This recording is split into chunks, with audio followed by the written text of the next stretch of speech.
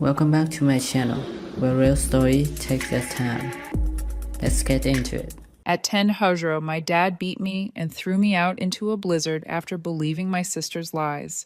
I crashed at my friend's place until my mom came back the next day, found out what happened, and burned their whole world down. The winter I turned 10, I learned that family could be a weapon. January in Wisconsin doesn't mess around, and that particular night, the temperature had dropped to 15 days before wind chill. Snow fell sideways, thick and blinding, piling against windows and burying cars up to their door handles.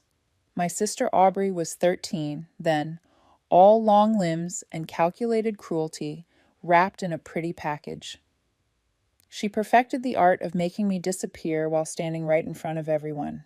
Our parents were Linda and Thomas, and while Mom traveled frequently for her pharmaceutical sales job, Dad worked from home as an insurance adjuster. He'd always favored Aubrey, saw her as this delicate thing that needed protecting, while I was sturdy and plain and somehow always in the way. Mom had left that morning for a 3-day conference in Minneapolis. She kissed my forehead, told me to behave, and promised to bring back something special. I'd watched her car pull away, not knowing it would be the last normal moment for a long time. The trouble started over something stupid. Aubrey had been dating this boy named Tyler secretly because Dad had a strict no-dating rule until 16. She'd been sneaking out her window after everyone went to sleep, climbing down the trellis by the garage. I knew about it because I'd seen her twice, but I'd never said anything. What did I care if she wanted to freeze her butt off, meeting some sophomore with terrible facial hair? But that afternoon, everything changed. Dad's vintage watch, the one his father had given him before dying, went missing from his dresser. It was gold with a cracked leather band worth maybe $200, but priceless to him emotionally. He kept it in a wooden box next to his wedding photo. Took it out sometimes just to hold it. Aubrey found me first. I was in my room doing homework, struggling through long division. She appeared in my doorway with tears already streaming down her face, mascara running in perfect rivulets. Even then, I recognized the performance. "Dad's watch is gone," she said, voice trembling. "I saw you coming out of their bedroom earlier. What did you do with it?" My stomach dropped. I wasn't in their room. I've been here since I got home from school. She moved closer, lowering her voice to something dangerous. "If you tell Dad about Tyler, I'll make sure everyone knows you're a thief, including the police." Before I could respond, she screamed, actually screamed. This piercing wail that brought Dad running up the stairs. She collapsed against him, sobbing about how she'd confronted me about the watch, and I'd threatened her, told her I'd hurt her if she told anyone. Dad's face transformed into something I'd never seen before, pure rage, cold and focused. He grabbed my arm hard enough to bruise, dragging me out of my room while I tried to explain. Aubrey followed, crying about how scared she was, how I'd been acting strange lately, how she'd seen me going through their things. The first slap caught me across the cheek, snapping my head sideways. I tasted blood where my teeth cut into my lip. Dad had never hit me before, never raised a hand to either of us, but something had broken loose in him, something that made him deaf to my denials and blind to Aubrey's lies. "Where is it?" His voice was barely human. "Where's my father's watch?" I tried telling him I didn't take it, that I hadn't been in their bedroom at all. Each denial earned another blow. His belt came off next, and he used it across my back, my legs, anywhere he could reach. I curled into a ball on the hallway floor, arms over my head, while my sister watched with dry eyes. Now the physical pain was bad, but worse was the feeling of complete helplessness. Nobody was coming to save me. Nobody believed me. My own father had already decided I was guilty, had already chosen Aubrey's word over mine without question. When he finished, I was crying so hard I couldn't breathe. Dad stood over me, chest-heaving belt still in his hand. "Get out," he said. "I don't want to see your face. Get out of my house." "Dad, please. It's a blizzard out there." Aubrey spoke up then, voice small and frightened. "Daddy, maybe that's too harsh. It's really cold playing the merciful angel." I wanted to scream at her, to claw that fake concern right off her face. But Dad was already hauling me toward the stairs down to the front door. I grabbed for my coat from the rack, but he slapped my hand away. The door opened onto a wall of white. Wind immediately cut through my thin sweater and jeans. Snow invaded the entryway, swirling around us both. "Please," I begged. "I'll sleep in the garage. Just don't make me go out there." Dad shoved me forward. I stumbled down the porch steps into knee-deep snow. My sneakers and socks were soaked instantly, the cold like knives against my skin. The door slammed shut behind me, and I heard the deadbolt click into place. I stood there for maybe 30 seconds, waiting for him to change his mind. The wind tore at my clothes and hair. My face went numb almost immediately. Through the window, I could see Aubrey's silhouette moving away from the door. My friend Jessica lived 4 blocks away. Getting there felt like crossing the Arctic. I ran at first, then stumbled, then just forced myself to keep moving. Each breath hurt my lungs. Ice formed in my eyelashes. My hands stopped feeling like hands and became distant things attached to my arms. Cars had stopped moving on the roads. Nothing was plowed. A few houses glowed with warm light, but I was too scared to knock on strangers' doors looking like I did, beaten and half frozen. What if they didn't believe me either? What if they called Dad and he told them I was a runaway, a troublemaker? Jessica's house appeared through the white like a miracle. I fell more than walked up their driveway, nearly crawling by the time I reached the front door. My fingers wouldn't work well enough to knock properly. I used my elbow instead, weak thumping sounds that barely carried. Jessica's mom, Patricia, opened the door. I must have looked like something from a horror movie. She gasped and pulled me inside immediately, yelling for her husband, Glenn. They wrapped me in blankets, sat me by their fireplace, brought me hot chocolate that I couldn't hold because my hands were shaking so badly. Patricia examined my face, the mark from Dad's slap already swelling. Honey, what happened? Where are your parents? I told her everything in the watch Aubrey's accusation, Dad beating me and throwing me out. My voice kept breaking, sentences coming out in fragments. Glenn's expression grew darker with every word, jaw muscles flexing. Patricia held my hand while I talked, sometimes wiping away my tears with tissues. We need to call the police, Glenn said. And your mother, Patricia added. Where is she? They tried Dad first on speakerphone so I could hear. He answered on the third ring voice, casual, like nothing had happened. Hi, Thomas, it's Patricia Brennan. Your daughter is here with us. Silence. Ben, she ran away. I was about to call and report it. She didn't run away. She came here after you beat her and forced her outside in a blizzard. She has visible injuries and nearly got frostbite. More silence. I don't know what she told you, but she stole from me. I disciplined her appropriately. Appropriately, Thomas. She's 10 years old, and you threw her into sub-zero weather without a coat. We're calling the police and Child Protective Services. You do what you need to do. My daughter is a liar and a thief. He hung up. Patricia's hands were shaking now, too, but from anger. Glenn was already dialing 911. Jessica sat next to me on the couch, holding my other hand, her eyes wide and scared. Mom was harder to reach. She was at a conference dinner phone on silent. Patricia left 3 urgent voicemails before finally getting through to the hotel and having them pull her out of the banquet hall. When Mom called back, Patricia handed me the phone. Baby, what's wrong? I broke down completely. The story came out in gasps, so Mom went silent, the kind of silence that feels like the air before lightning strikes. When she spoke again, her voice had changed into something I'd never heard before. Put Patricia back on. I handed over the phone. Patricia listened and said yes several times. Then we will absolutely. She hung up and looked at Glenn. She's driving back tonight. 3 hours if the roads allow it. Under no circumstances is this child to be returned to that house. The police arrived 20 minutes later. Officer Brandon Kelly was this big guy with kind eyes who looked furious when he saw the mark on my face. His partner, Officer Lisa Wright, took photographs of my injuries, each flash making me flinch. They documented the belt marks on my legs and back, asked careful questions about exactly what had happened. We need to go to your house and speak with your father, Officer Kelly said gently. You'll stay here where it's safe. I panicked at the idea of them confronting Dad. What if he said I was lying? Your injuries don't lie, sweetheart, Officer Kelly said. Neither does throwing a child into a blizzard. They left, and Patricia made me eat some soup, even though my stomach was churning. Jessica loaned me pajamas and sat with me in her room, trying to distract me with stories about school. I couldn't focus on anything she said. My brain kept replaying Dad's face, that stranger's rage where my father used to be. The officers returned an hour later with updates. Dad had been arrested for child abuse and reckless endangerment. Aubrey had apparently broken down when they separated her from Dad for questioning. She admitted she'd lied about seeing me in our parents' room. She'd actually taken the watch herself to pawn it for money to spend with Tyler. Panic had set in, and when Dad discovered it missing, she blamed me rather than confess. Officer Wright sat next to me explaining this with careful words. Your sister made a very serious mistake. Your father made an even worse one, but you did nothing wrong. Do you understand that? I nodded, but inside I felt hollowed out. My own sister had nearly gotten me killed. My own father had believed her without hesitation. Mom arrived around midnight, still in her business suit, mascara smeared from crying. She'd made a 3-hour drive in blizzard conditions, risking her own life to get to me.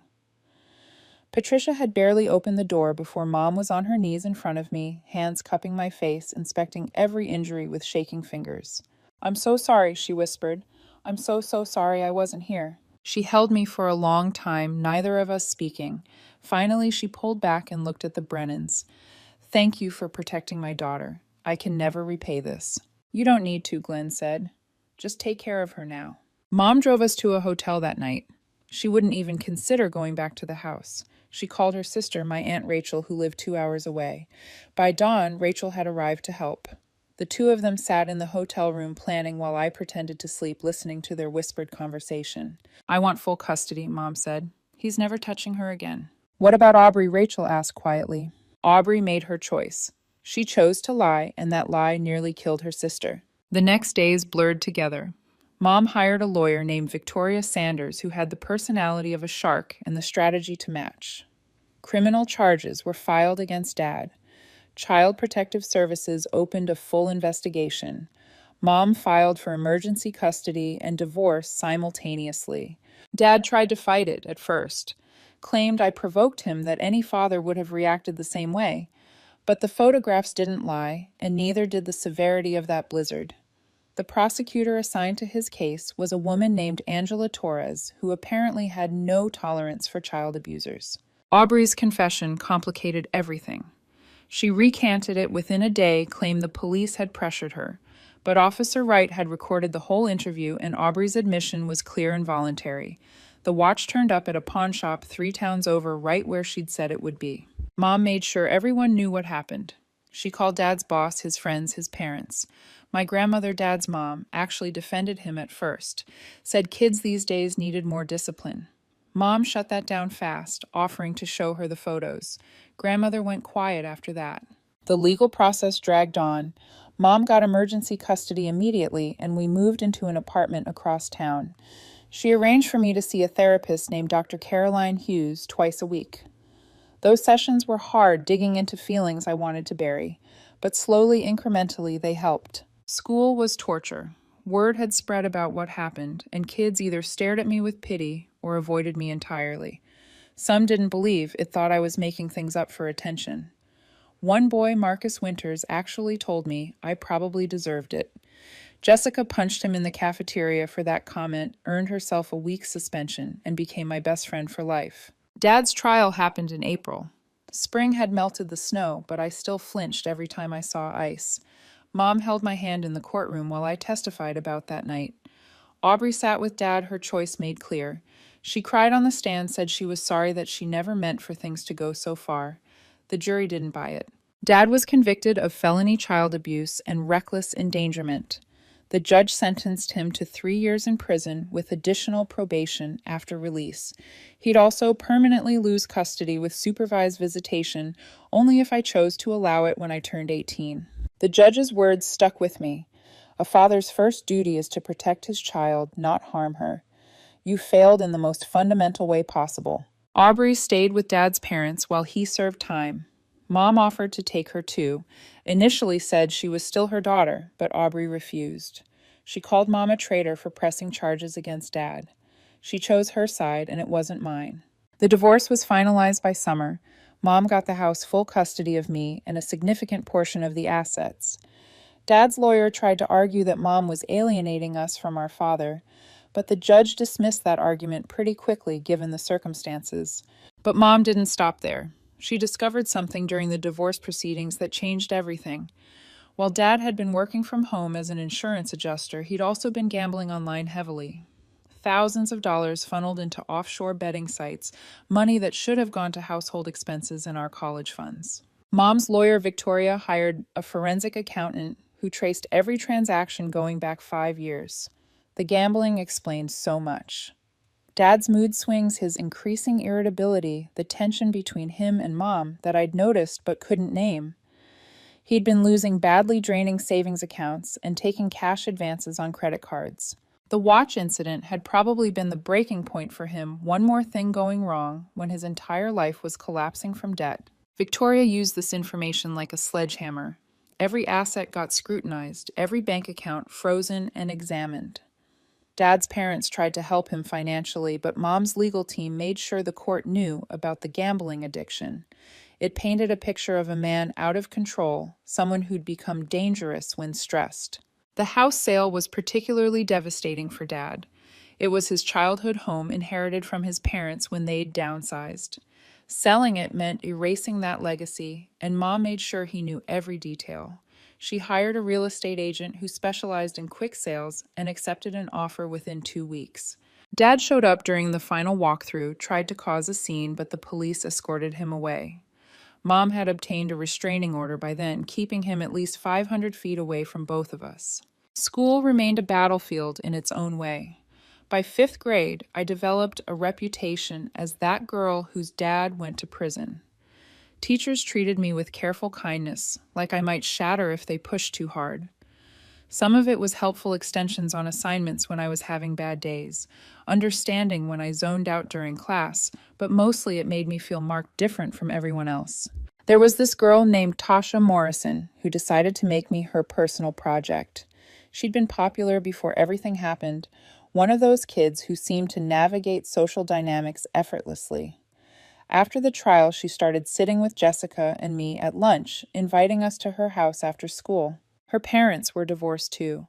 Her dad had some kind of substance abuse problem, and she understood what it felt like when your family became public entertainment. People are going to talk, Tasha told me once while we were doing homework at her kitchen table. They're going to make up stories and spread rumors. But here's the thing, they'll get bored eventually. Something new will happen, some other drama, and you'll just be another kid again. She was right. Mostly by middle school, fresh scandals had emerged to capture everyone's attention. The math teacher got arrested for embezzlement.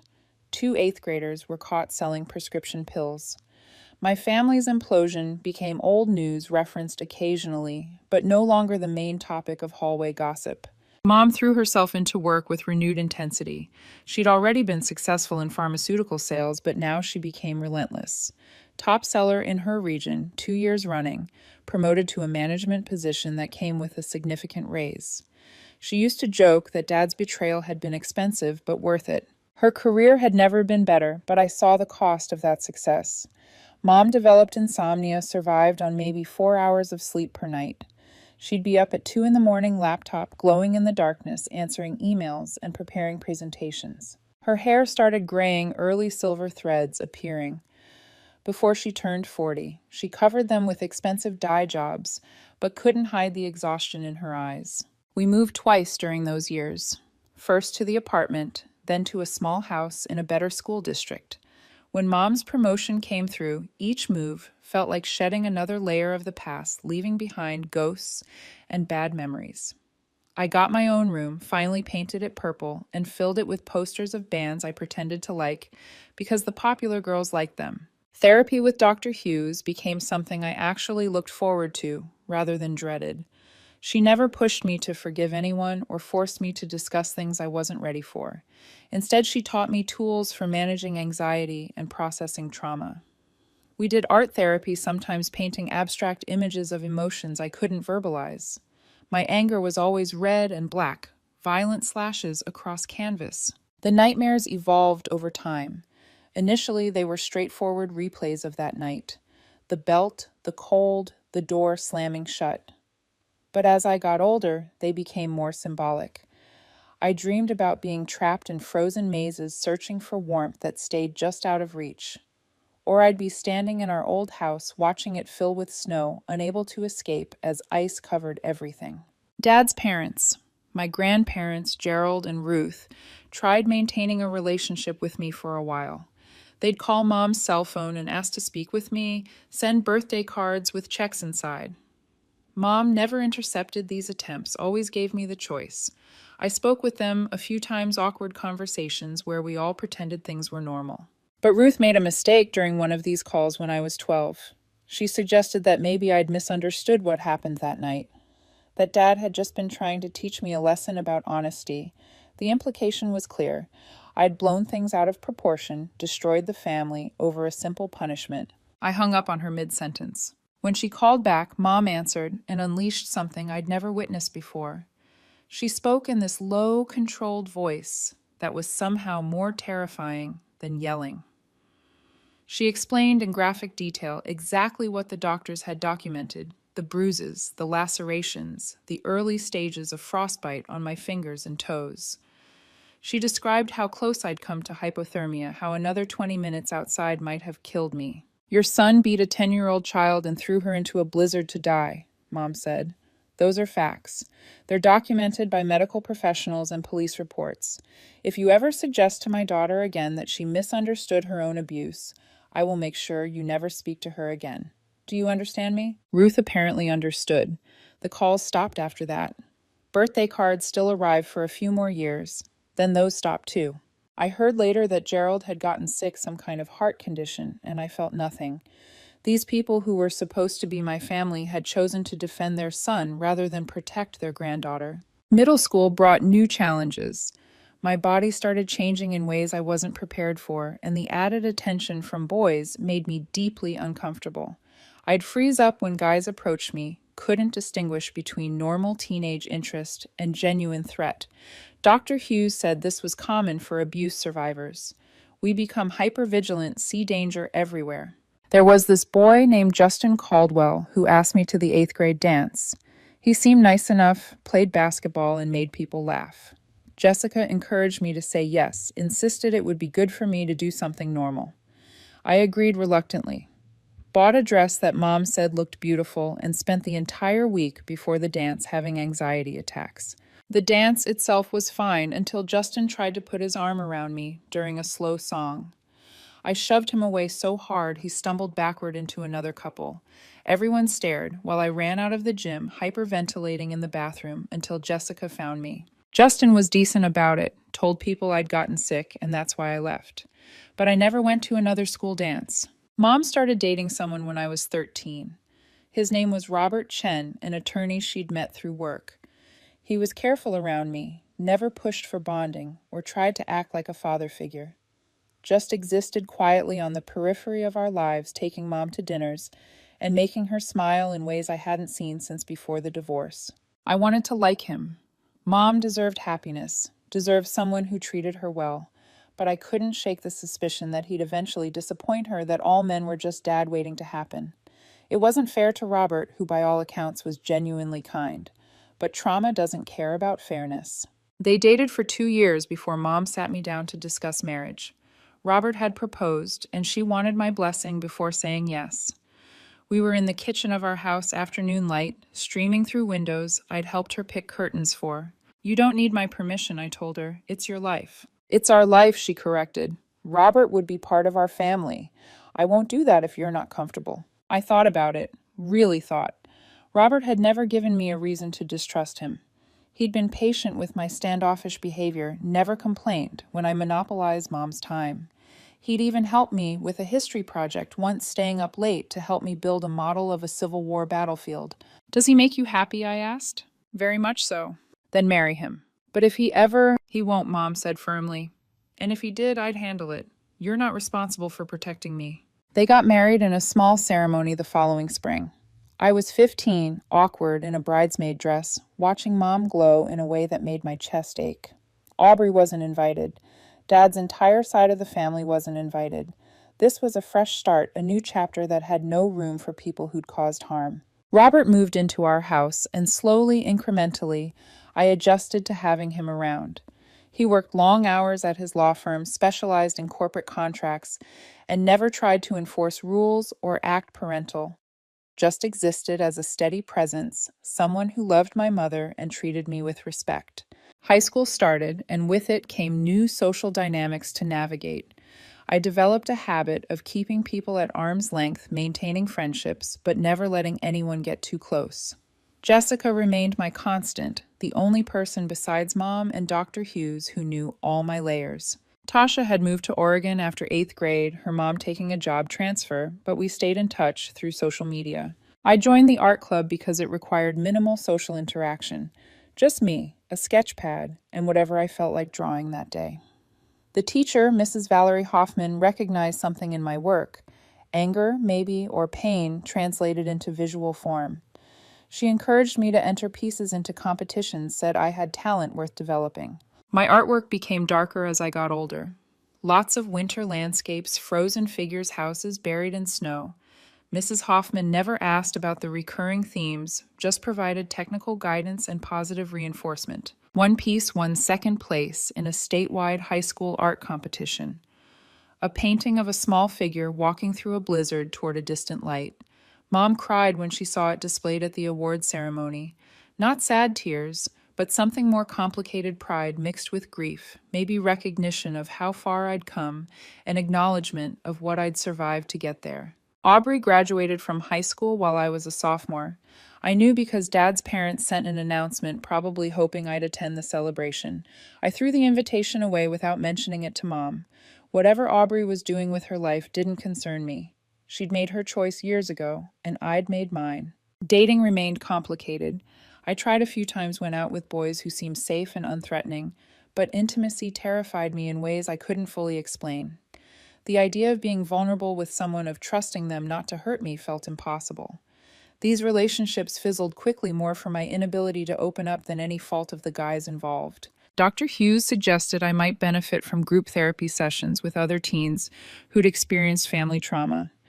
I resisted at first, didn't want to share my story with strangers, but eventually I agreed to try one session held in the basement of a community center across town. Hearing other people's stories helped in unexpected ways. There was a girl whose mother had broken her arm during an argument, a boy whose stepfather had locked him in a closet for days, another girl whose parents had used her as a weapon in their custody battle, forcing her to lie in court. We were all damaged in different ways, carrying scars that didn't always show. I attended those sessions throughout high school, found comfort in the shared understanding. These were people who didn't need explanations, who recognized the weight of family betrayal without me having to justify my feelings. We celebrated each other's victories, graduations, college acceptances, first days at new jobs, and supported each other through setbacks. The college application process loomed during my junior year. Mom wanted me to apply to prestigious schools, places that would open doors and provide opportunities. I wanted to stay close to home. Couldn't imagine being hours away if something went wrong. We compromised on schools within a 2-hour drive, places I could reach quickly if needed. I got accepted to several universities, ultimately choosing a state school with a strong graphic design program. It was 90 minutes from home, far enough to feel independent, but close enough to visit on weekends. Mom helped me move into the dorms, stayed far too long arranging my room and meeting my roommate. Robert had to physically guide her to the car, whispering that I needed space to figure things out. College was its own adjustment. Living with a stranger, navigating new social environments, managing my anxiety without Dr. Hughes readily available. I video called with her weekly. Those first few months needed a connection to someone who understood my history. My roommate, a girl named Brenda Watch from Chicago, was kind but confused by my various quirks. The thermostat always set too high, my reluctance to attend parties, the way I flinched at raised voices. I told her everything one night, after she asked directly if I was okay. We'd been living together for 3 months, and she clearly noticed the patterns. I gave her the abbreviated version: abusive father lying, sister winter trauma, and waited for the pity or discomfort. Instead, she just nodded and said her uncle had been abusive to her cousins, so she understood some of what that looked like. Having a roommate who knew but didn't make it weird helped immensely. Brenda became another person I could trust, someone who'd check in without being overbearing. We stayed roommates all 4 years, moved into an off-campus apartment junior year, where I finally had complete control over the temperature. Years passed. I saw Aubrey occasionally at family events on Dad's side, awkward encounters, where we circled each other like strangers. She never really apologized, just offered hollow words about being young and stupid. By high school, we'd stopped pretending we were sisters. Dad wrote me letters from prison. They piled up unopened in a box under my bed. Mom never pushed me to read them or to forgive him. She'd burned her own bridges with him, made sure everyone knew what he'd done. Some family members accused her of being vindictive, but she never wavered. "You were 10 years old," she told me once. "He beat you and threw you into a blizzard to die." There is no forgiveness for that. There is no redemption. There's only making sure it never happens again. The scars faded, most of them. The belt marks became thin white lines that only I noticed. The emotional ones took longer, maybe never fully healed. I had nightmares about the cold for years afterward, woke up convinced I was freezing. Dr. Hughes helped me develop coping strategies, ways to ground myself when panic set in. Dad got out after serving 2 years. I was 12 by then, old enough to refuse visitation legally. He tried reaching out through his parents, through mutual friends. Mom shut it down every time. She'd become fierce in a way I'd never seen before, protective to the point of ruthlessness. Aubrey graduated high school and left for college in California, putting as much distance between herself and the wreckage as possible. We didn't speak. I had nothing to say to her, and apparently the feeling was mutual. The Brennans remained close family friends. Patricia and Glenn treated me like a third daughter, included me in holidays and vacations. Jessica and I grew up more like sisters than Aubrey and I ever were. They'd saved my life that night, literally and figuratively. I'm 25 now. Mom and I live in different cities, but talk almost daily.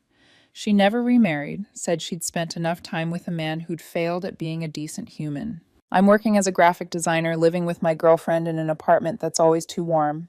I keep the thermostat high, even in summer. Can't stand feeling cold. Aubrey reached out last year through social media, a long message about therapy and growth and understanding, now what she'd done. She asked to meet to talk through everything. I read the message 3 times, then I blocked her. Some things don't deserve closure. Some betrayals are permanent. Dad's living in a different state now, working some dead-end job. His parents say he's sorry that he thinks about that night constantly. Good. I hope it haunts him. I hope every winter, every snowfall, he remembers throwing his 10-year-old daughter into a blizzard to die. I hope there's no peace in that memory. People ask sometimes if I've forgiven them. Therapy types especially love pushing reconciliation, as if forgiveness is mandatory for healing. But I've learned they're separate things. I can heal without absolving them. I can move forward without letting them back in. Mom did burn their world down exactly as promised. She made sure Dad's reputation never recovered, that Aubrey understood the weight of her choices. Some people called it excessive, said she should have shown more mercy. But I remember being 10 years old, beaten and bleeding, freezing to death in a blizzard because my father believed my sister's lies without question. Mercy is for people who deserve it. They don't. The winter I turned 10, I learned that family could be a weapon, that home wasn't always safe, that the people who should protect you might be the ones you need protecting from. But I also learned that some people like Mom and the Brennans would drive through blizzards to save you, would fight for you without hesitation, would burn down the whole world if it meant keeping you safe. Those are the people who earned the title of family. The rest are just biological accidents I survived. At the end of my company's year-end party, I came home to find my daughter collapsed at the door. My sister leaned against the wall, shrugging. Just disciplined her. My parents stepped out cold. She deserved it. Shaking, I called for help. But when the medic saw my sister, she froze and whispered, "Ma'am, is that really your sister?" Because actually, the conference room sparkled with fairy lights and champagne glasses. On December 15th, everyone at Mir and Associates had dressed up for the annual celebration, and I stood near the window in my navy dress, watching snow drift past the downtown skyline. My phone buzzed 3 times in my clutch, but I ignored it. These events only happened once a year, and my boss had specifically mentioned wanting to discuss my upcoming promotion. Sarah, another drink. My colleague Jennifer appeared at my elbow with 2 flutes. I should probably head out soon. I glanced at my watch. 8:30. Amber's alone at home.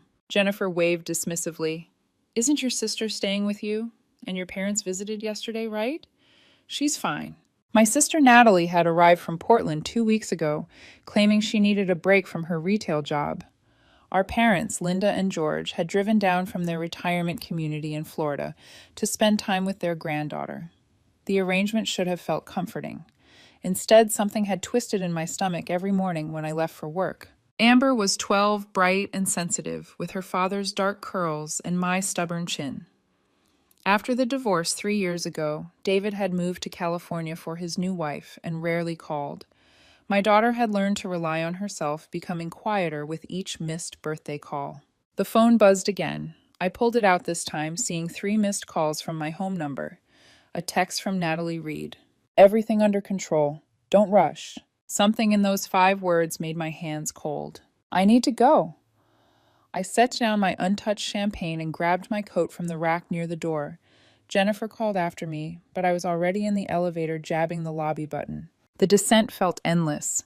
My heels clicked across the marble floor as I pushed through the revolving doors into the December night. Snow had started falling heavier, coating my hair and shoulders as I ran toward the parking garage. Traffic crawled through the slick streets. I gripped the steering wheel, taking side streets and alleys I normally avoided.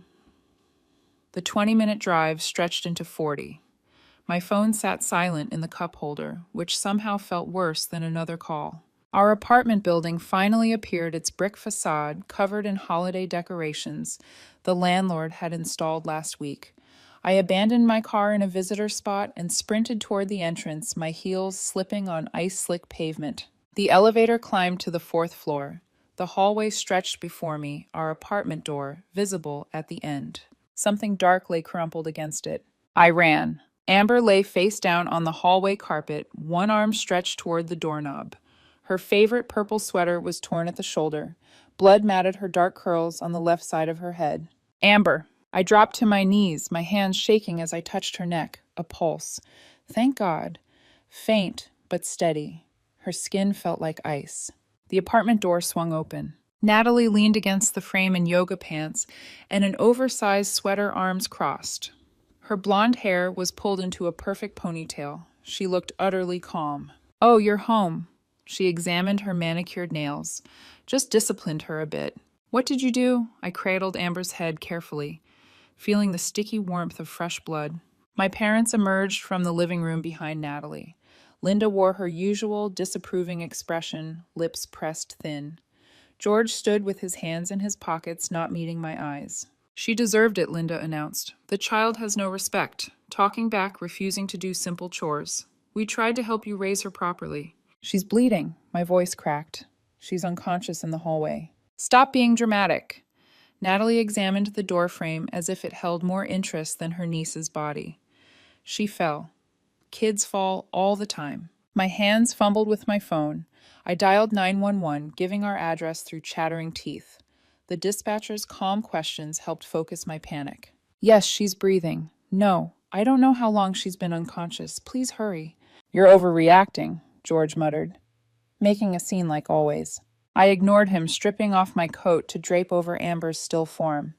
Her face looked so small against the dark carpet, lips tinged with blue. How long had she been out here?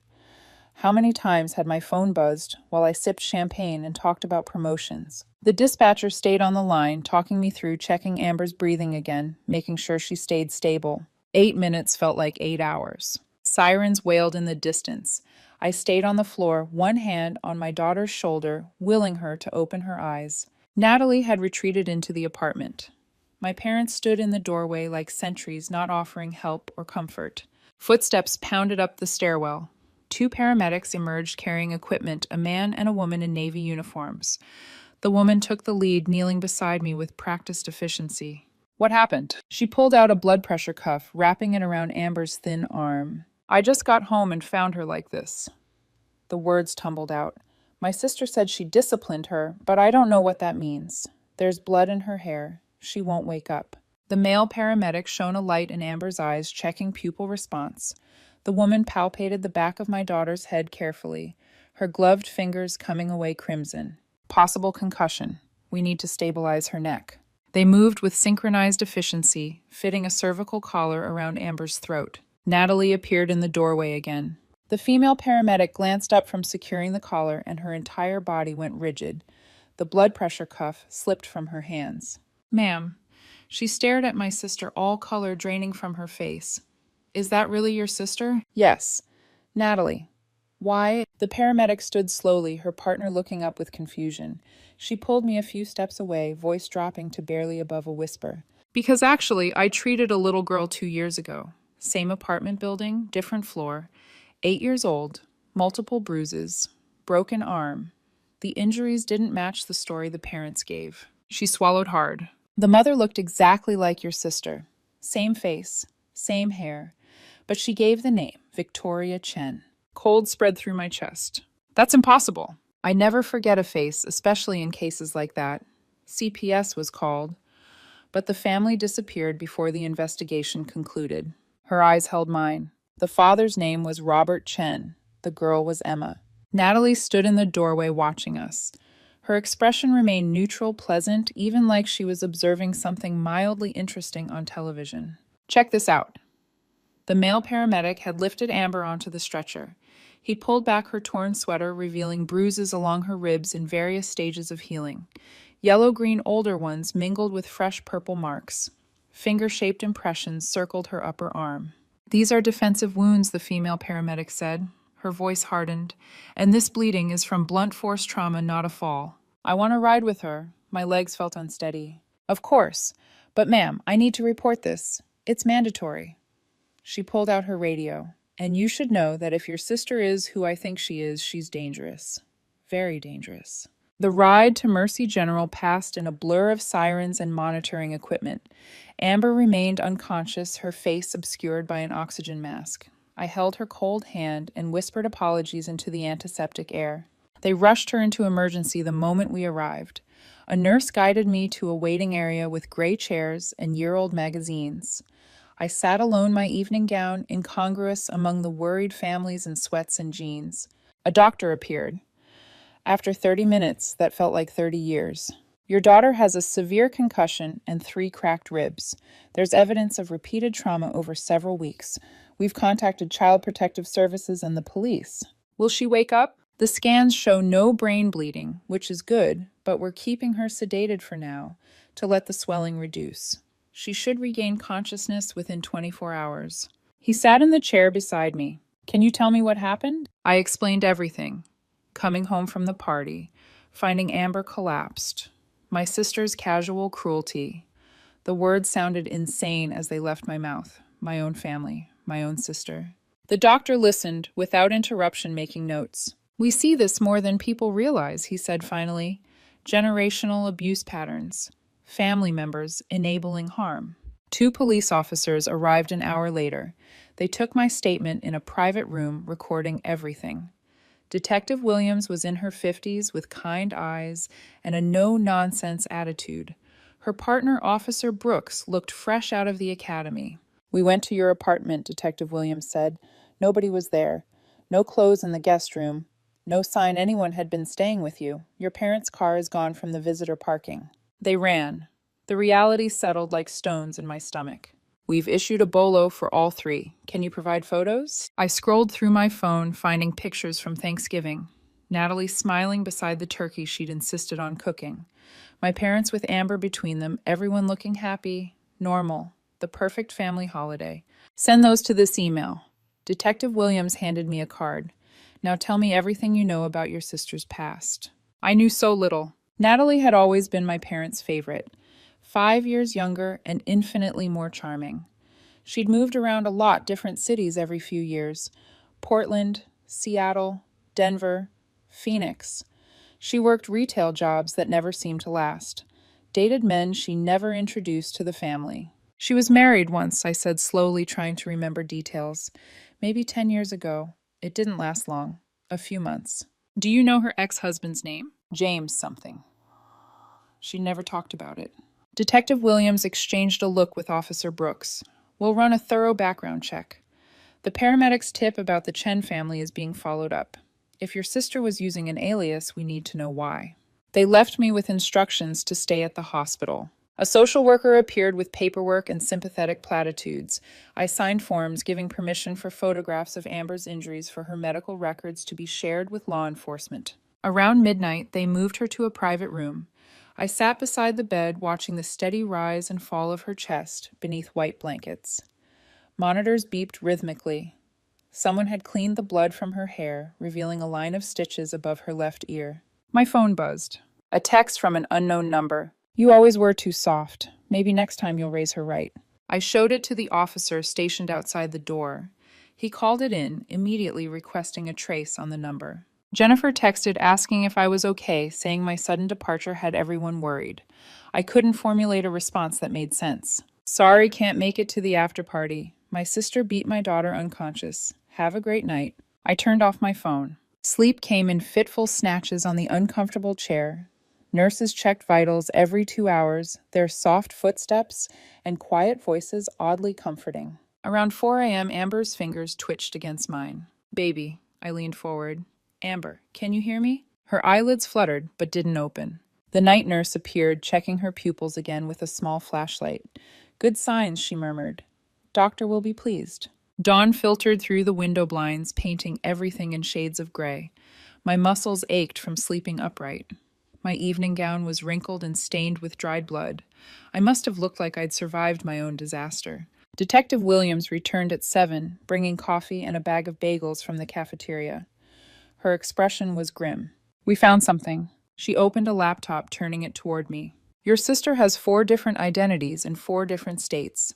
Natalie Porter, Victoria Chen, Rebecca Morrison, Diane Stafford. The screen showed driver's licenses, each with my sister's face, but different addresses, ages, even eye colors. In one she was brunette, in another a redhead. Each identity had a family situation that ended badly. Detective Williams continued. The Chen family, that was the case, the paramedic remembered. CPS investigation for child abuse before they vanished. The Morrison identity was in Denver. Another child abuse report, but Diane Morrison claimed it was the stepfather and she was protecting the kid. Investigation dropped when they moved. She pulled up more files. Rebecca Stafford in Phoenix. That one's worse. Her boyfriend was arrested for breaking a 10-year-old boy's arm. Rebecca testified against him, played the horrified girlfriend, got custody of the kid she'd been dating the father for. Where are these children now? Foster care, most of them. Some with relatives. They all tell similar stories. A nice woman moves in or starts dating their parent. Seems wonderful at first. Then gradually becomes cruel. Punishments for minor infractions. Isolating the kid from the other parent. If anyone questions it, she disappears and starts over somewhere new. I stared at the screen. My sister's face multiplied across aliases and lies. Why children? That's what the FBI is trying to figure out. We've been in contact with them since 3 a.m. This crosses state lines, multiple jurisdictions. She closed the laptop. Your parents enabled her. Probably helped her move and establish new identities. We're looking into their finances now. I let her into my home. The words came out choked. I left my daughter alone with her. You had no reason to suspect. She's good at what she does. Detective Williams' voice softened. The pattern shows she targets single parents, usually ones with demanding jobs. She offers help, makes herself indispensable, waits until the parent is dependent on her presence. Then the abuse starts, always when the parent isn't around. The night I worked late last week, Amber seemed scared when I got home, I said. She said she'd forgotten to do the dishes and Aunt Natalie got upset. I told her to be more considerate since Natalie was doing us a favor. Don't do that to yourself. She's a predator. She knows exactly how to manipulate everyone involved. A nurse stuck her head in the room. Your daughter's waking up. I rushed to the bedside. Amber's eyes opened slowly, unfocused and confused. She blinked at the white ceiling, the IV in her arm, the monitors surrounding her bed. Mom, her voice came out as a croak. I'm here, baby. You're safe. You're in the hospital. Tears streamed down my face. Is Aunt Natalie here? Panic flooded her expression. She tried to sit up, gasping at the pain. No, honey. No, she's gone. She can't hurt you anymore. Amber collapsed back against the pillows, sobbing with relief. The sound broke something inside me. My 12-year-old daughter had been terrified in her own home, and I'd been blind to it. A pediatric trauma specialist arrived later that morning. Dr. Pamela Winters had gray hair and a gentle manner that immediately put Amber at ease. They talked privately for an hour while I paced the hallway outside Detective Williams, keeping me company. She's asking for you, Der Winters said when the door finally opened. Her expression was carefully neutral. Amber sat propped on pillows, looking small and fragile. She twisted the blanket edge between her fingers. "I'm sorry I didn't tell you," she whispered. Aunt Natalie said if I told anyone, she'd say I was lying to get attention because Dad left. She said Grandma and Grandpa would back her up, that nobody would believe me. "Tell me now. Everything." I pulled the chair close and took her hand. The story emerged in painful fragments. It started small, Natalie criticizing how Amber ate, how she dressed, how she spoke, suggesting improvements in a friendly way. Then the improvements became demands. Clean your room to Natalie's impossible standards or lose phone privileges. Do the dishes perfectly or skip dinner. Complete homework faster or stand facing the corner for an hour. Grandma and Grandpa visited 2 weeks ago. I thought they'd help, but they said Aunt Natalie was teaching me discipline, that I was spoiled because you worked too much and felt guilty. Amber's voice dropped. Grandma held my arms while Aunt Natalie hit me with a wooden spoon. She said it was for talking back. My vision blurred with rage and tears. Last night I dropped a glass washing dishes. It slipped because my hands were wet. She touched the bandage on her head.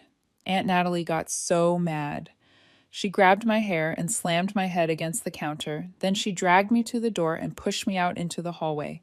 Said I could come back when I learned to be careful. You were unconscious in the hallway for at least 30 minutes before I got home. I remember trying to knock, but everything got fuzzy. Amber started crying again.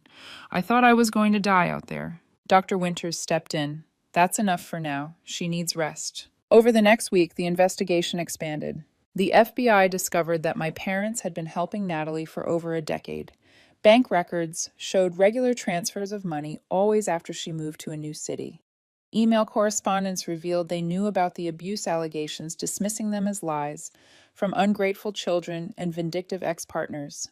3 other families came forward after the story hit local news.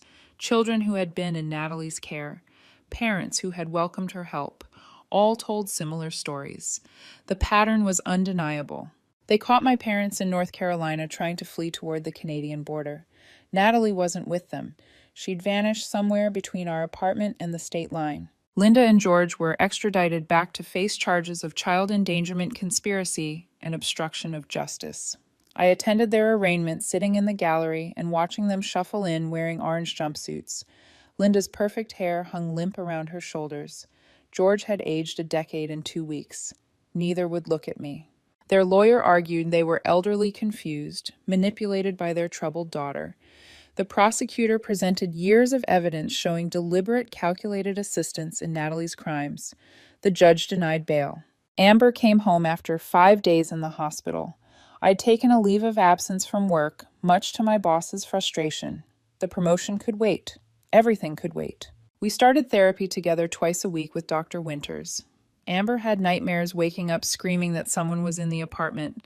I installed new locks of security system cameras in every room. It still didn't feel like enough. Jennifer visited bringing flowers and an awkward sympathy card.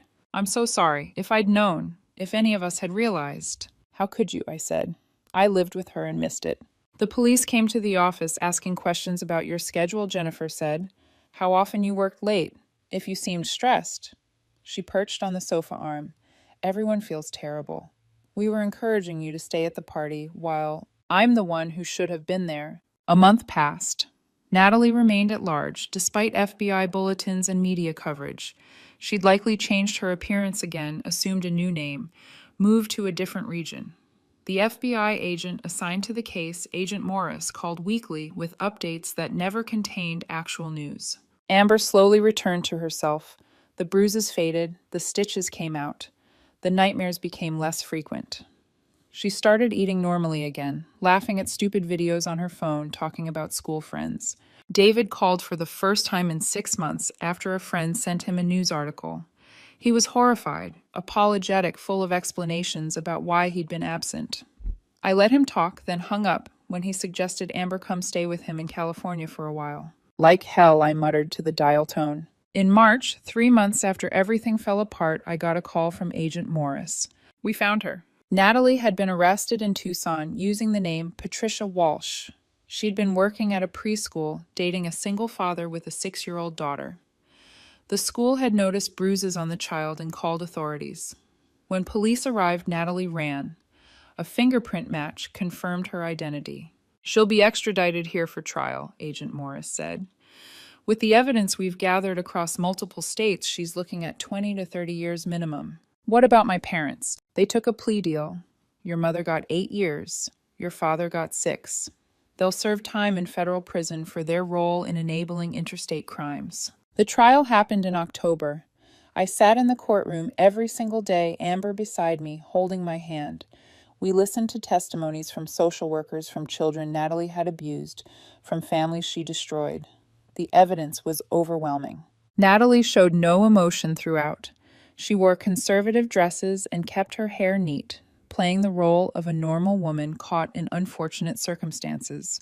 Her lawyer tried to argue mental illness trauma from her own childhood, a desperate need for control, stemming from feeling powerless. The jury didn't buy it. Guilty on all counts: child abuse, assault, conspiracy, fraud. The judge sentenced her to 45 years in prison without possibility of parole for 30. Before they led her away, Natalie's eyes found mine across the courtroom. She smiled. Just a small curve of her lips there and gone. I smiled back because she'd lost everything, while Amber and I still had each other. Outside the courthouse, news cameras clustered around our lawyer. Attorney Richard Chen, ironically sharing his surname with one of Natalie's aliases, gave a statement about justice and protecting children. I declined to comment, wanting only to go home. Amber started 7th grade that fall. She joined the art club and made friends with a girl named Taylor who loved horror movies and had a collection of vintage band shirts.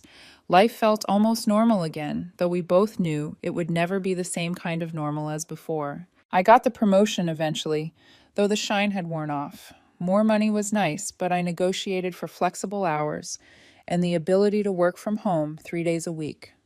My boss agreed after everything that had happened. We moved to a new apartment across town. Fresh start. No hallway where terrible things had occurred. Amber picked a room and we painted it teal, her favorite color. She hung fairy lights and posters, making the space entirely hers. Some nights I still wake up in a cold sweat, remembering the sight of my daughter, crumpled against that door. The blood in her hair, my sister's casual shrug. Those moments are burned into my memory. Permanent scars, invisible to everyone else. But then Amber calls out from her room, asking if I want to watch a movie with her, and the present floods back. She's here. She's safe. We survived. A letter arrived last week from the prison. Natalie requesting to be added to my visitor list. I threw it away without finishing it, then dug it out of the trash and gave it to Agent Morris. Evidence of continued harassment. She'll try to contact you, he warned. Manipulators don't stop. They just adapt. I'm ready for it now. The person who'd been blind and trusting died in that hospital waiting room. The woman who emerged is harder, more suspicious, infinitely more protective. Amber flourishes under this new vigilance. Therapy continues helping her process trauma and rebuild trust. Dr. Winters says she's remarkably resilient. She has a good mother, the doctor told me during one session. That makes all the difference. I'm trying to believe that. The discovery of Natalie's other identities opened a Pandora's box I hadn't anticipated. Agent Morris called me in for a meeting at the FBI field office downtown. He sat across from me in a sterile conference room, files stacked between us, like accusations. We need you to look at something. He opened the first folder, revealing photographs of children. Dozens of them. Different ages and ethnicities, all with haunted eyes. These are the victims we've confirmed so far, he said. 11 children across 7 states over 12 years. My hands trembled as I looked through the photos. A boy with a cast on his arm. A girl with a black eye, poorly covered with makeup. Another child with scars on her forearms. Each face told a story of suffering. There's more. Agent Morris pulled out another folder. Your sister kept journals. We found them in a storage unit she rented under the name Victoria Chen. The journals were disturbing beyond comprehension. Page after page detailing her methods, her justifications, her satisfaction at breaking down children's spirits. She wrote about finding single parents who were too busy or too guilty to notice. She described manipulating grandparents and other family members to support her. One entry from 2 years ago made me physically ill. The key is to make them feel like they deserve it. Children are so eager to believe they're the problem. A few weeks of consistent messaging, and then they'll apologize for things that aren't their fault. They'll accept punishment without question. Linda and George understand this. They raised me the same way. I pushed the journal away. She learned this from my parents. It appears so. He closed the folder. We've been interviewing people who knew your family growing up. Neighbors, teachers, friends. His expression was carefully neutral. Multiple people described your mother as controlling and your father as passive.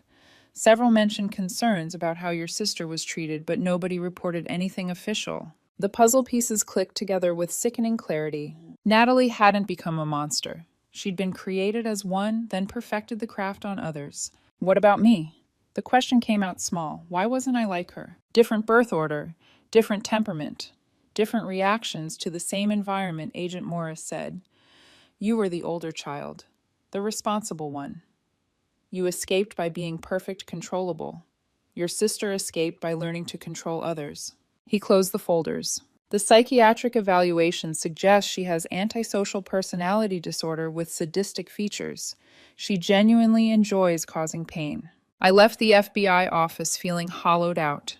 Everything I believed about my childhood, my family, had been a carefully constructed lie. The happy holidays, the family photos, the appearance of normalcy, all of it had masked something rotten underneath. Dr. Winters helped me process these revelations. Children don't choose their families, she said.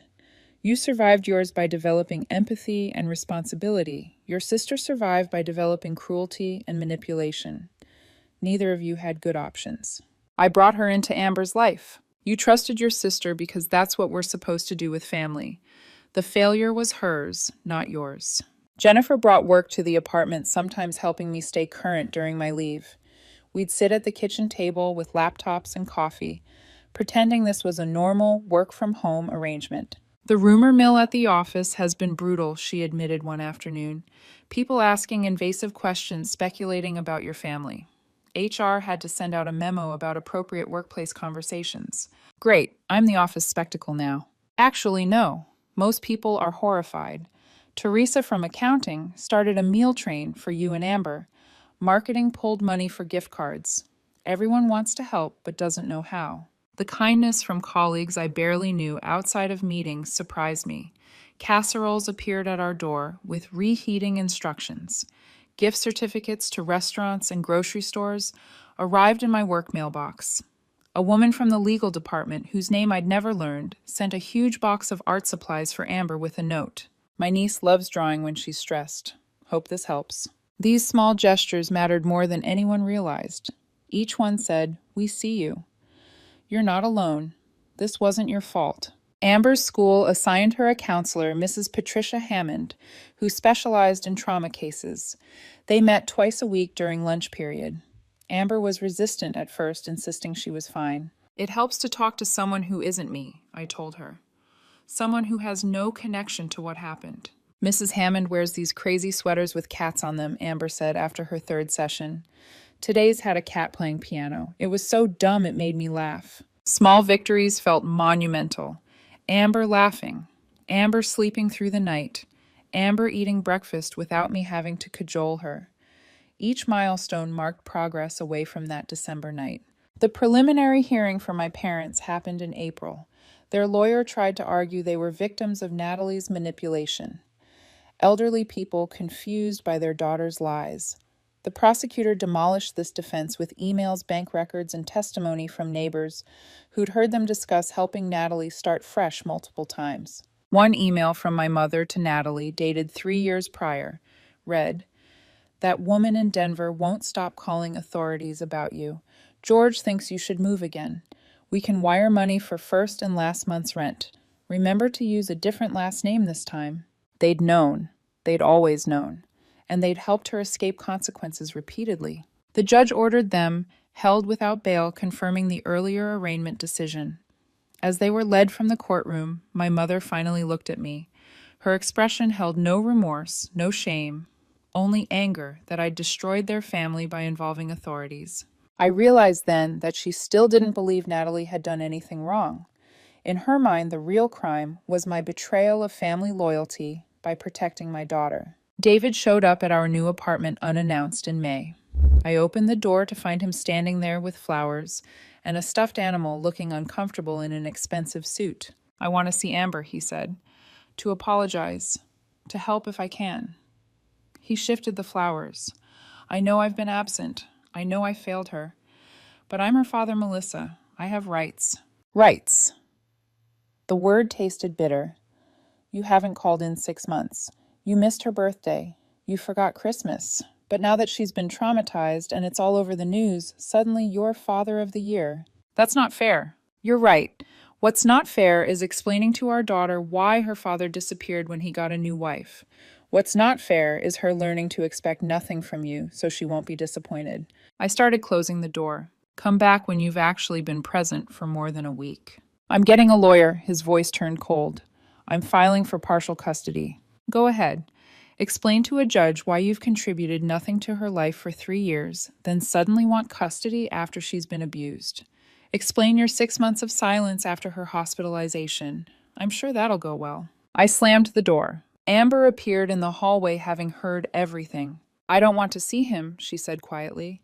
"I don't want to visit California and pretend we're a happy family. He left us." "I know, baby. He won't force you, I promise." David's lawyer did contact my lawyer. Richard Chen responded with a detailed timeline of David's absence, his failure to pay child support on time, his lack of involvement in Amber's medical crisis. The custody threat evaporated after one phone call. David sent a check for $5,000 and a note saying he'd respect Amber's space. Money instead of presents. Typical. Summer arrived bringing humidity and the promise of long days with no school schedule. Amber and I established new routines. Morning walks around our neighborhood, afternoons at the library or the art museum, evenings cooking dinner together, experimenting with recipes that sometimes worked and often didn't. Taylor came over frequently. She was a good influence, funny and creative without being wild. They'd spend hours in Amber's room drawing or watching videos, their laughter filtering through the apartment like music. "Taylor's mom wants to meet you," Amber mentioned one evening. "She keeps saying she should introduce herself since we're always together." "That's nice. Invite them for dinner this weekend." Catherine Morris turned out to be a physical therapist with red hair and an easy laugh. She arrived with wine and stories about Taylor's dramatic streak. "She's wanted to be a director since she was 6, Catherine explained. Watching the girls through the kitchen doorway as they debated camera angles for some video project. Everything's a production with her. Getting dressed for school becomes a costume design challenge." "Amber's been so much lighter since they became friends," Catherine added. "Taylor told me what happened. Not the details, just that Amber had been through something hard. For what it's worth, your daughter is resilient and kind. You've done something right." We became friends, Catherine and I. She understood single parenting struggles, having divorced Taylor's father 5 years ago. We commiserated about custody arrangements and work-life balance over coffee, while our daughters plotted creative projects. "Sometimes I worry. I'm too protective now," I admitted during one of our morning walks. "I check on Amber constantly. I panic if she's 5 minutes late texting back. I know it's not healthy." "You're healing too," Catherine said, adjusting her sunglasses. "Give yourself time. Trauma doesn't disappear overnight. You're allowed to be hypervigilant for a while." Agent Morris called in July with news that Natalie's trial date was set for October. "The prosecution is confident," he said. "We have evidence from multiple jurisdictions, testimony from numerous victims, her own journals. She'll be convicted." "What if she's not?" "Then we retry her in another state. We have enough charges to keep her in prison for life several times over. She's not getting out." The certainty in his voice helped quiet some of my anxiety. Natalie would face justice. My parents would face justice. The system was working slowly but surely. Amber started reading again, something she'd stopped after that December night. She devoured fantasy novels, losing herself in magical worlds where good triumphed and heroes saved the day. "I like stories where kids are powerful," she explained when I asked about her reading choices. "Where they fight back and win." "You fought back. You survived." "I guess it doesn't feel like winning, though. It feels like I just didn't die." Dr. Winters explained this was normal. Survivors often struggle to see their survival as victory when they still carried trauma. "Healing is her win," the doctor told me. "Every day she processes more, grows stronger, reclaims herself. That's the triumph." On the anniversary of that December night, Amber and I baked cookies together in our new kitchen. We didn't discuss what we were marking, but we both knew. 1 year since everything shattered and then slowly began rebuilding. Mom! Amber looked up from decorating a sugar cookie with purple icing. I'm glad you came home when you did. Me too, baby. Even though everything was terrible and scary, at least now I know you'll always believe me.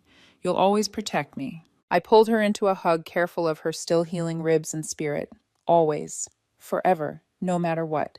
We ate cookies and watched a ridiculous comedy, laughing at stupid jokes and throwing popcorn at the television. Just a regular Friday night for a mother and daughter who'd survived hell together. My phone buzzed with a news alert. Another case had been linked to Natalie's crimes, a family in Texas from 8 years ago. The FBI was reopening the investigation. More victims, more evidence, more years potentially added to her sentence. I deleted the alert without reading the full article. That chapter of our lives was closed. Natalie was behind bars. My parents were paying for their complicity, and Amber was safe in our home, decorated with her artwork and filled with her laughter. A letter arrived last week from the prison. Natalie requesting to be added to my visitor list. I threw it away without finishing it, then dug it out of the trash and gave it to Agent Morris. Evidence of continued harassment. She'll try to contact you, he warned. Manipulators don't stop. They just adapt. I'm ready for it now. The person who'd been blind and trusting died in that hospital waiting room. The woman who emerged is harder, more suspicious, infinitely more protective. Amber flourishes under this new vigilance. Therapy continues helping her process trauma and rebuild trust. Dr. Winters says she's remarkably resilient. She has a good mother, the doctor told me during one session. That makes all the difference. I'm trying to believe that. The discovery of Natalie's other identities opened a Pandora's box I hadn't anticipated. Agent Morris called me in for a meeting at the FBI field office downtown. He sat across from me in a sterile conference room, files stacked between us like accusations. We need you to look at something. He opened the first folder revealing photographs of children. Dozens of them, different ages and ethnicities, all with haunted eyes. These are the victims we've confirmed so far, he said. 11 children across 7 states over 12 years. My hands trembled as I looked through the photos. A boy with a cast on his arm. A girl with a black eye, poorly covered with makeup. Another child with scars on her forearms. Each face told a story of suffering. There's more. Agent Morris pulled out another folder. Your sister kept journals. We found them in a storage unit she rented under the name Victoria Chen. The journals were disturbing beyond comprehension. Page after page detailing her methods, her justifications, her satisfaction at breaking down children's spirits. She wrote about finding single parents who were too busy or too guilty to notice. She described manipulating grandparents and other family members to support her. One entry from 2 years ago made me physically ill. The key is to make them feel like they deserve it. Children are so eager to believe they're the problem. A few weeks of consistent messaging, and then they'll apologize for things that aren't their fault. They'll accept punishment without question. Linda and George understand this. They raised me the same way. I pushed the journal away. She learned this from my parents. It appears so. We've been interviewing people who knew your family growing up, Agent Morris continued. Neighbors, teachers, family, friends. His expression was carefully neutral. Multiple people described your mother as controlling and your father as passive. Several mentioned concerns about how your sister was treated, but nobody reported anything official. The puzzle pieces clicked together with sickening clarity. Natalie hadn't become a monster. She'd been created as one, then perfected the craft on others. My parents hadn't just enabled her abuse. They taught her how. What about me? The question came out small. Why wasn't I like her? Different birth order, different temperament, different reactions to the same environment, Agent Morris said. You were the older child, the responsible one. You escaped by being perfect controllable. Your sister escaped by learning to control others.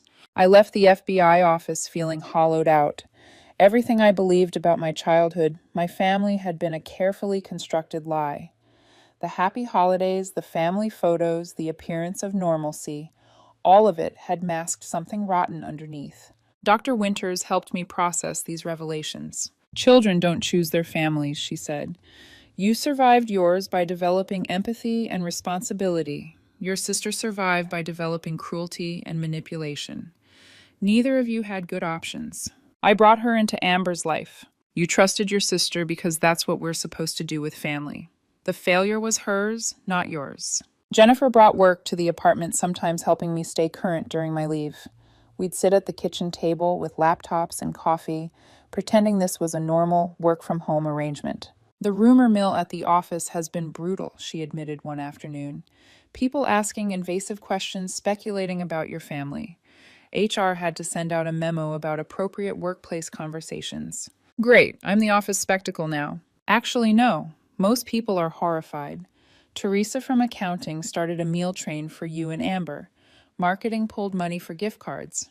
Everyone wants to help but doesn't know how. The kindness from colleagues I barely knew outside of meetings surprised me. Casseroles appeared at our door with reheating instructions. Gift certificates to restaurants and grocery stores arrived in my work mailbox.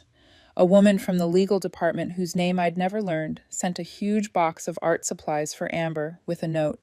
My niece loves drawing when she's stressed. Hope this helps. These small gestures mattered more than anyone realized. Each one said, "We see you. You're not alone. This wasn't your fault." Amber's school assigned her a counselor, Mrs. Patricia Hammond, who specialized in trauma cases. They met twice a week during lunch period. Amber was resistant at first, insisting she was fine. It helps to talk to someone who isn't me, I told her. Someone who has no connection to what happened. Mrs. Hammond wears these crazy sweaters with cats on them, Amber said after her third session. Today's had a cat playing piano. It was so dumb it made me laugh. Small victories felt monumental. Amber laughing. Amber sleeping through the night. Amber eating breakfast without me having to cajole her. Each milestone marked progress away from that December night. The preliminary hearing for my parents happened in April. Their lawyer tried to argue they were victims of Natalie's manipulation. Elderly people confused by their daughter's lies. The prosecutor demolished this defense with emails, bank records, and testimony from neighbors who'd heard them discuss helping Natalie start fresh multiple times. One email from my mother to Natalie, dated 3 years prior, read, "That woman in Denver won't stop calling authorities about you. George thinks you should move again. We can wire money for first and last month's rent. Remember to use a different last name this time." They'd known. They'd always known. And they'd helped her escape consequences repeatedly. The judge ordered them held without bail, confirming the earlier arraignment decision. As they were led from the courtroom, my mother finally looked at me. Her expression held no remorse, no shame, only anger that I'd destroyed their family by involving authorities. I realized then that she still didn't believe Natalie had done anything wrong. In her mind, the real crime was my betrayal of family loyalty by protecting my daughter. David showed up at our new apartment unannounced in May. I opened the door to find him standing there with flowers and a stuffed animal, looking uncomfortable in an expensive suit. "I want to see Amber," he said. "To apologize, to help if I can." He shifted the flowers. "I know I've been absent. I know I failed her. But I'm her father, Melissa. I have rights." Rights. The word tasted bitter. You haven't called in 6 months. You missed her birthday. You forgot Christmas. But now that she's been traumatized and it's all over the news, suddenly you're Father of the Year. That's not fair. You're right. What's not fair is explaining to our daughter why her father disappeared when he got a new wife. What's not fair is her learning to expect nothing from you, so she won't be disappointed. I started closing the door. Come back when you've actually been present for more than a week. "I'm getting a lawyer." His voice turned cold. "I'm filing for partial custody." "Go ahead. Explain to a judge why you've contributed nothing to her life for 3 years, then suddenly want custody after she's been abused. Explain your 6 months of silence after her hospitalization.